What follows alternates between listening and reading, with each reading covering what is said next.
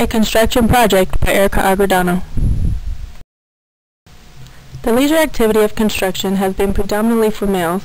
Because this activity takes physical work, not mine in particular, but general construction, use of spatial abilities such as mentally rotating objects, task-oriented, and challenging.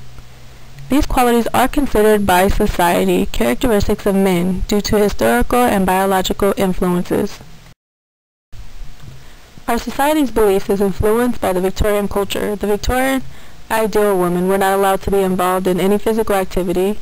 She was considered delicate and only accepted to be attractive in appearance.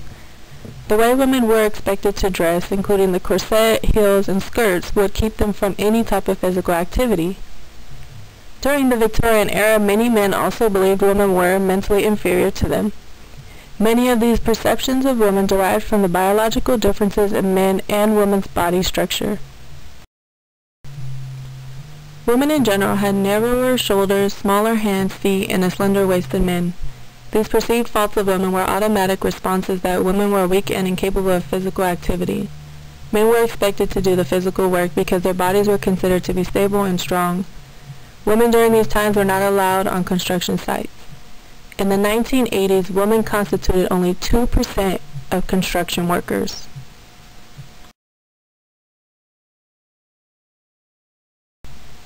Today, only about 9% of women are in construction, not much change from the time period of 30 years. Our society today is still much like the Victorian culture in the beliefs of gender-appropriate activities and roles.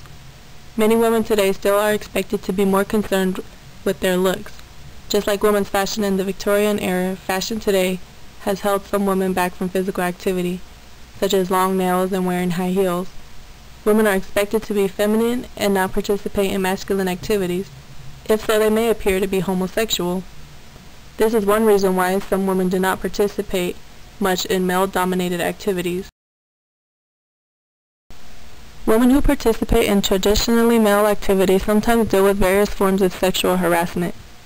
A woman, Diane Joyce, started a job on a construction site. She was denied access to a woman's bathroom and a superior telling her, "You wanted a man's job, you learned to pee like a man." Women could be intimidated by how men may make them feel uncomfortable in male-dominated activities such as construction.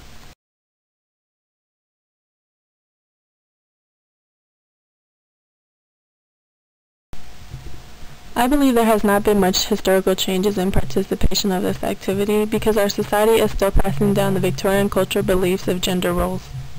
Behavior is learned, and we learn early in life. Many of us are taught or just learn through observation the appropriate gender roles and activities. Construction is not considered an activity for females because it usually requires getting dirty, heavy lifting, and the clothing attire is not so fashionable, all of which is not considered appropriate for women according to our patriarchal society. Also, women who wish to pursue a non-traditional activities such as construction may be intimidated to confront the traditional expectations of femininity or gender identity because of our society's inequality and oppression of women. Another theory of mine is that some women may just not even think of pursuing in an activity such as this. They are just following the expected traditional roles of femininity. Some women are not aware that they are, or many believe that's just the way it is and it's natural. My last theory has to do with the brain differences. Most men are dominant in the hemisphere of the brain that deals with the qualities of spatial abilities and problem solving from a task-oriented perspective.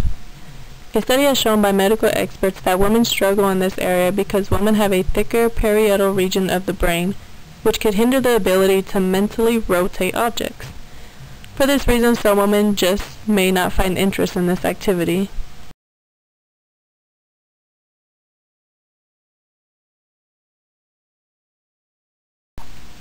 This type of activity would not have been something that I would have chose to participate during my leisure time.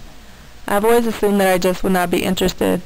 I was aware that society imposes activities such as construction as socially inappropriate and unsuitable for women. However, I was never aware that it was affecting my leisure choices. Therefore, the majority of the reason I have never participated in this activity is due to intrapersonal constraints. A minor constraint of mine could be structural. I also may have never thought of doing such an activity due to lack of time. I don't participate in much leisure activity, even those I enjoy for that matter. This activity was a little challenging for me, but not as much as I thought it would be. One reason this may have been a little difficult because the activity I did took a lot of mental representing the shapes and its dynamics, such as which parts go where and would connect to. On the brain sex quiz, I scored low in this area and had mostly the female brain. The instructions were also very bad, and I'm not just saying that. This activity took me a very long time, about 2 weeks, and I felt as if I was never going to finish. At times I got very frustrated because on some steps it took me about 2 hours because the instructions were incorrect on some of the number labeling to match the pieces. Therefore I had to search for pieces to see which pieces would connect, like a puzzle. Insights that I have gained about both men and women's leisures is that they are socially constructed by traditional gender roles. Our patriarchy society gives men the superior activities that include challenge, strength, and mental stimulating, whereas women's leisure activities requires us to just look attractive, and unfortunately, that's where our value lies. I did enjoy this activity and would participate in it again. This would be a good activity for my partner and I to do together. Because of this activity, I found something new that we both enjoy. I would have never known.